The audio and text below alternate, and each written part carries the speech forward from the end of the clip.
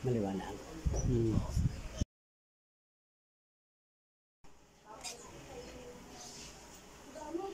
So ito po yung actual na buhok ni Ma'am after na maplansya sa rebonding cream number 1. Ayan.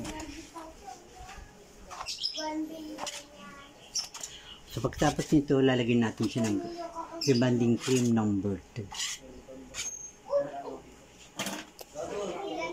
Yung ating rebonding cream number 2, nakababad po ng 20 minutes ang buhok ng ating client.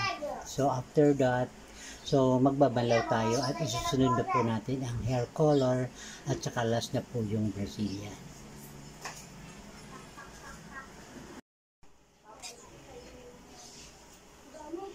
So ito po yung actual na buhok ni Ma'am after na maplansya sa rebonding cream number 1. Ayan. So pagtapos nito, lalagyan natin siya ng rebonding cream number 2.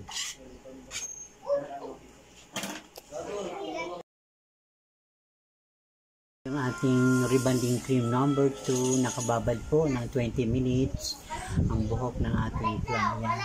So after that, so magbabalaw tayo at isusunod na po natin ang hair color at saka last na po yung Brazilian.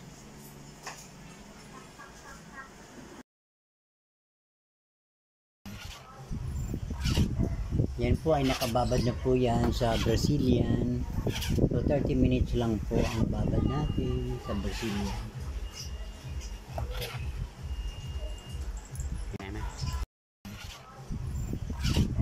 Yan po ay nakababad na po yan sa Brazilian. So 30 minutes lang po ang babad natin sa Brazilian. Okay.